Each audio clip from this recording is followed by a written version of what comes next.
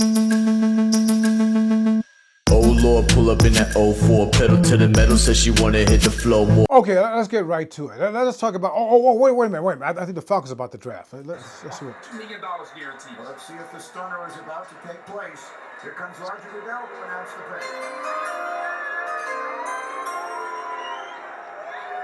With the 8th pick in the 2024 NFL Draft, the Atlanta Falcons select Michael Penix Jr., quarterback from Washington. Holy wow. And so the first stunner. We'll talk about that. First of all, subscribe to Atlanta Sports Unlimited for the greatest coverage of Atlanta sports teams right here on this YouTube channel. And we're sponsored by Prize Picks, tremendous fantasy game. You can choose 2 to 5 players, various sports. Put in a promotion code ASU as an Atlanta Sports Unlimited to win big time. You also win big time by getting my book, The Real Hank Aaron. Just go to www.therealhankaaron.com for that. And my other book, Red Brick Magic, Miami University's Cradle of Coaches. All right, we got Sean McVay, we got John Harbaugh. We all went to Miami of Ohio at www.redbrickmagic.com. Now let's get to the Falcons. Yeah, Arthur Blank, the owner of the Falcons, he sort of kind of had it right. I mean, he said he wanted a succession plan at quarterback, harkening back to the days when I covered the San Francisco 49ers, when they had Joe Montana.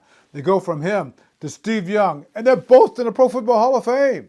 I mean, look what's going on with the Green Bay Packers. They go from Brett Favre to Aaron Rodgers, now to Jordan Love. So I kind of get it. And Michael Penix Jr., I still can't believe they drafted him. But anyway, Michael Penix Jr., Washington, he had a good year last year.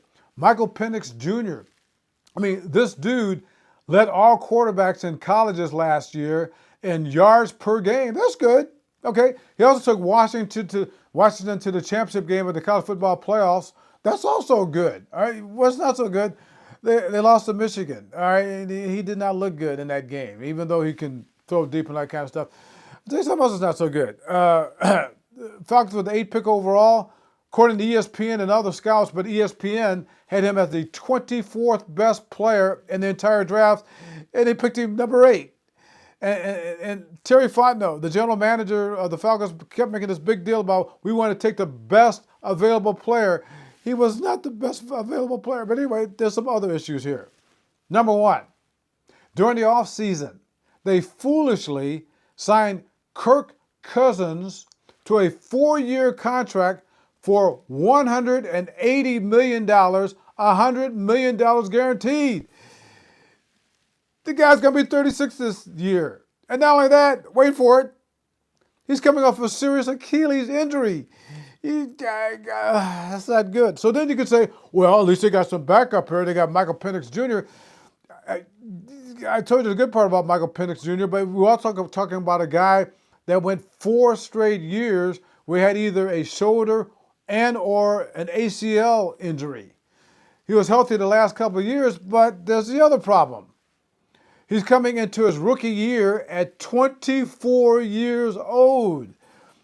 So either way you mix this thing, it's bad. I mean, if this guy is healthy, talking about Kirk Cousins at 36 years old, which I doubt very seriously, then that means you got this 24-year-old rookie sitting behind him for 1, 2, 3, 4 years. He'll be 3. You do the math.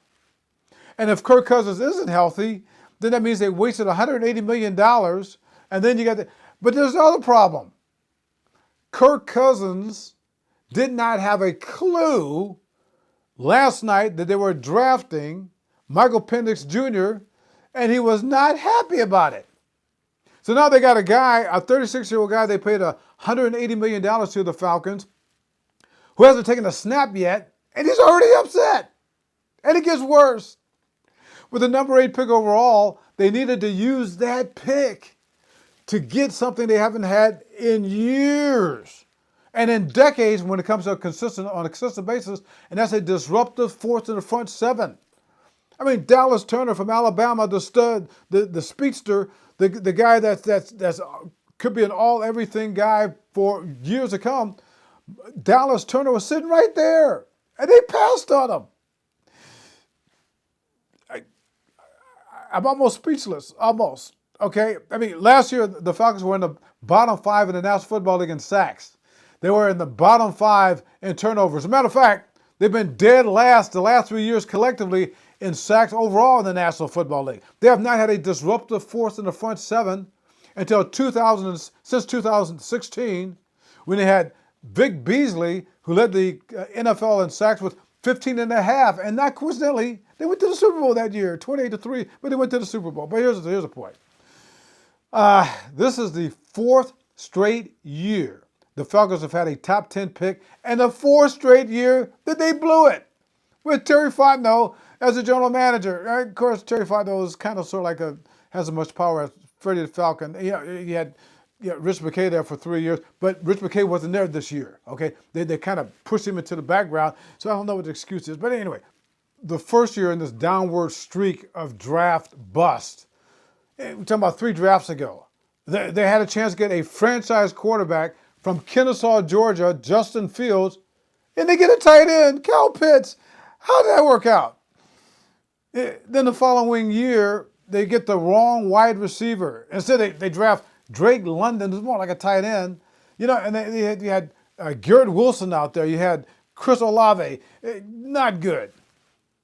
Then last year, they get a running back. Well, nobody's getting running backs. And people say, well, they got Bijan Robinson. Well, yeah, but they didn't need Bijan Robinson.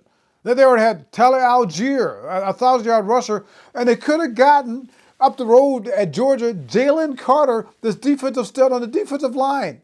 I mean, they could have had Jalen Carter and Dallas Turner. But then again, if they would have done all these things correctly, they wouldn't be the Falcons, right?